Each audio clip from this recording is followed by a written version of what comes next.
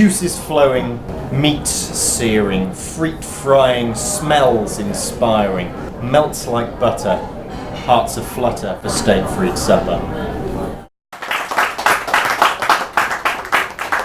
I hope you're going to Photoshop the red out of my cheeks.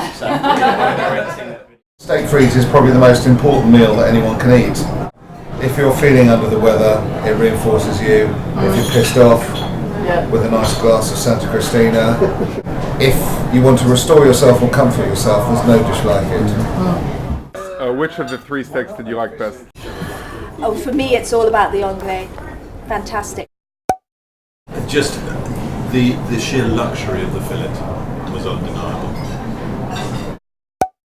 After careful consideration, I have to say that the finale of the Côte de boeuf was by far the best for me tonight. Difficult one. I think the onglet had loads of flavour and beautifully prepared, layers of depth and structure. The fillet melted on the palate almost like a Kobe beef. It was stunning. And the Côte de boeuf had loads of flavour and texture at the same time. But I think the fillet of beef comes down on top, so to speak. My favourite was the onglet and the Côte de boeuf. So the onglet before the Côte de boeuf.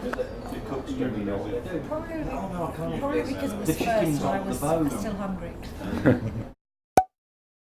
think you have to side with the Côte de boeuf. Wow. Butcher rejects the butcher's cut. What happened to the Steak O'Shea? Henry is so perfect, but that's just a bad thing about it. Hat on.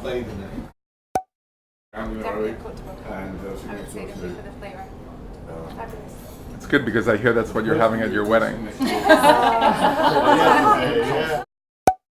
For the last 25 years I've been cooking filet au poivre, and it still gives me as much pleasure today as when I first did it, probably more so. And I'd probably choose that to eat without having eaten any of them this evening, apart from if you gnawed at a few bones off the beef. But starting with something like Darragh O'Shea's good beef really helps. It's a toss-up between the fillet and the onglet for me, but I think if I had the option, depending what mood I was in, I'd go for the onglet. I really enjoyed all the flavours that Henry balanced with that steak, and it was, you got all the flavours of the meat really strong, and that gorgeous texture when you would tune into it. Yeah, I really like the onglet, the way it was done with the marrow and all. It's delicious. That was far away. The rest of them were lovely. A very tough call. I love the flavours of the onglet, I love the texture and the spice of the fillet, I love the mixture of the two of them on the Côte de boeuf, but I think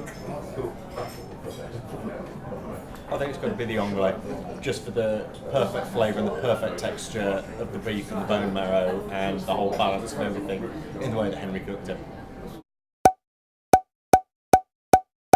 Well, I think we've all got to be as good cooks as Henry is, because he can do it very, very well. But there's not that much to it really, apart from just an education process.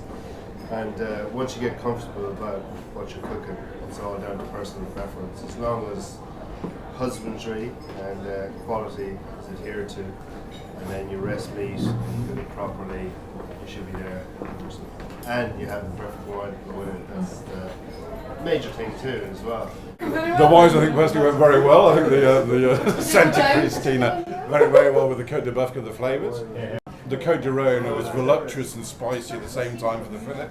And the Morgon cut very nicely through the earthiness of the onglet.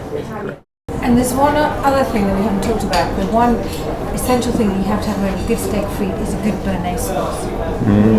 Yeah.